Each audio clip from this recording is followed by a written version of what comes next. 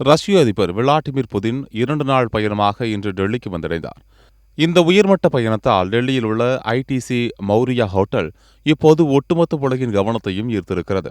மீடியாக்கள் முதல் பாதுகாப்பு ஏஜென்சிகள் வரை அனைவரும் அந்த ஹோட்டலை தான் சுற்றி சுற்றி வருகின்றனர். இன்று மாலை 4:30 மணிக்கு புதினின் விமானம் டெல்லியில் தரையிறங்குவதற்கு முன்பே அவரது பாதுகாப்பு குழுவினர் ஹோட்டலை தங்கள் கட்டுப்பாட்டுக்குள் கொண்டு வந்துவிட்டனர்.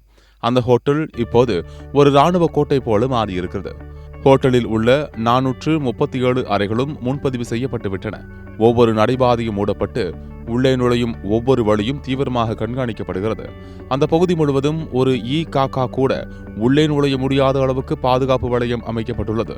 சரி, இவ்வளவு பெரிய ஹோட்டலில் புதின் எங்கே தங்கப் போகிறார்? இதுதான் இந்த செய்தியின் ஹைலைட். ஐடிசி மௌரியா ஹோட்டலில் மணிமகுடமாக விளங்கும் சாணக்கியா சூட் என்ற பிரம்மாண்ட அறையில்தான் அவர் தங்கப் போகிறார்.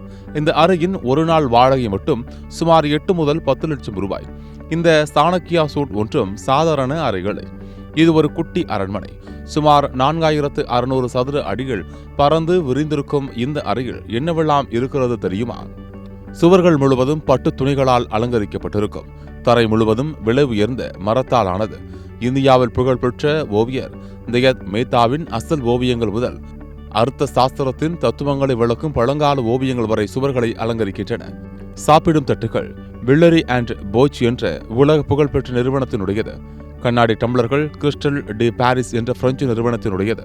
இந்த அறையிலேயே ஒரு தனி நீராவி குளியலறை, உடற்பயிற்சி கூடம், 12 பேர் அமர்ந்து சாப்பிடக்கூடிய பிரம்மாண்ட டைனிங் ஹால், தனி அலுவலகம், நூலகம் என சகல வசதிகளும் உண்டு.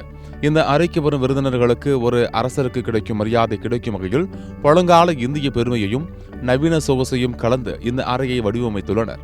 கடந்த 40 ஆண்டுகளாக இந்தியாவுக்கு வரும் உலக தலைவர்கள் பலரின் முதல் தேர்வாக இந்த ஐடிசி மௌரியா ஹோட்டல் தான் இருந்து வருகிறது. புதின் போன்ற மிக முக்கிய விருந்தினர்களுக்காக இந்த ஹோட்டல் சொகுசை தாண்டி ஒரு அசைக்க முடியாத பாதுகாப்பு கோட்டையாகவே மாறிவிடும். ஆனால் அத்தனை பாதுகாப்புக்கு மத்தியிலும் ஒரு அரண்மனையில் தங்கும் உணர்வை விருந்தினர்களுக்கு கொடுப்பதில் இந்த ஹோட்டல் ஒருபோதும் தவறியதில்லை என்றும் சொல்லப்படுகிறது.